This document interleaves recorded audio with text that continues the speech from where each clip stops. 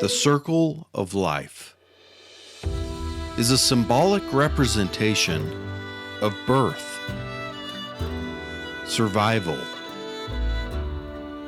death, and renewal. And it's a reality that is foundational to our daily lives and our very existence. We see exquisite manifestations of this in the changing of the seasons and the daily revolution. In the seasons, the days go from long and warm to short and cold, and then back again. Everything is reborn in winter as light returns to the living. Waking up and blossoming in spring, the season of new growth and hope, and coming to full consummation in the regal glow of summer. In the fall, we come face to face with the uninterrupted change that we've taken for granted. As the season of transformation turns the leaves colors, the temperature colder, and the days shorter, preparing us for winter. Each day itself is a glorious opera in the grand theater of life on earth. With the sunrise announcing the beginning of the day with brilliant magnificence, and the sunset, a soul-stirring symphony instilling appreciation and inspiring gratitude. The moon is exalted and the stars take the stage, crowning the circle with their revelation of awe and wonder.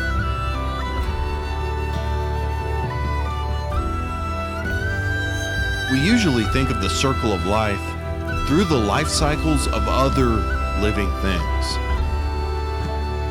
We might catch a glimpse of it seeing an egg hatch, or a bee pollinating a flower, watching plants grow, envisioning the water cycle, witnessing the transformation of a caterpillar into a butterfly, or seeing a predator stalking its prey. Insects, plants, and animals, things eating or being eaten. We think about it as something we are viewing from the outside. We observe it remotely, encounter it digitally, experience it impersonally, and participate in it abstractly. We tend to think of ourselves as being separate from nature, untouched by its wildness and immune to its dangers. With the earth being little more than a collection of resources for our consumption, and nature merely spectacles for our own entertainment. Amongst the greatest of these spectacles is the Sierra Redwood, also known as the giant sequoia. Growing to over 300 feet tall, and so big around that to stretch around the base of one of these mammoth monuments would take you and everyone you love joining hand to hand. Massive and majestic, the giant sequoia confounds the mind and crashes the senses. A spectacular prehistoric masterpiece. The giant sequoia dwarfs the human being in size, lifespan, presence and profound visceral impact. Looking up at this ancient behemoth, I consider how the circle of life might look from the sequoia's perspective. Most of these giants were already thousands of years old when they had a front row seat for the California gold rush. From their groves along the western slope of the mighty Sierra Nevada. Most of these living legends are old enough to have witnessed the entire history of Western civilization. But the sequoia is a young buck compared to its neighbor, the ancient bristlecone pine. On the other side of the Sierras, across the Owens Valley, the White Mountains are home to the oldest trees we have discovered. With some of these revered elders dated at over 5,000 years old, the fullness of recorded human history has been theirs to behold. I wonder how the circle of life looks from their point of view. Think of the newborn babies they've seen grow old. Birthdays, anniversaries, year in, year out. A young boy being taught to fish by his grandfather, becoming a grandfather himself, teaching his grandson how to fish. They've seen young love mature, newlyweds grow into elderly couples. They've seen those mourning becoming those mourned.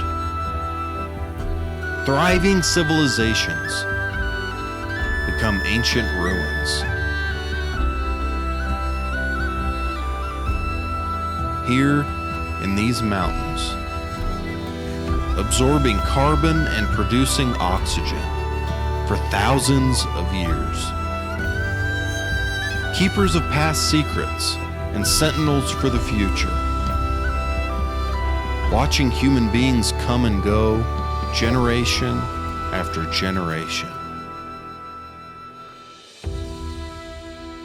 The oldest among them have been here for every life, every birth, every death, dating back to the earliest days of recorded human history.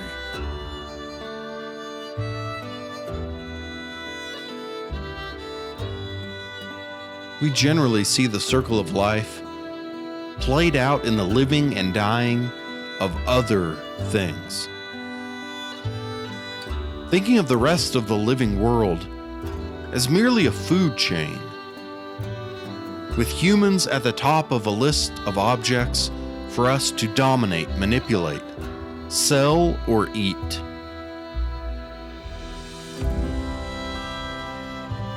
But we aren't separate. And we're not just bound together by a shared living space or common resources.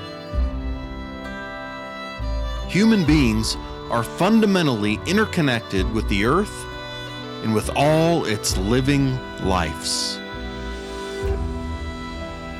We are all naturally allied in existence, united in life, with every body and every being. We have an organic connection with all of the alive. We are made of the same chemicals as the giant sequoia and the ancient bristlecone pine. The same atoms that compose the stars and constellations of the cosmic playhouse.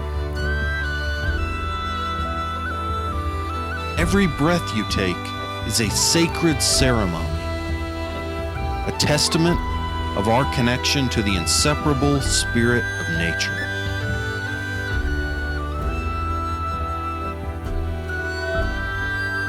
And in the circle of life, every death is a sacrifice for the living. Death is not the end of life, but the endless reality propelling it all along. The ever-present imperative that creates a space for sacrifice and a time for transformation.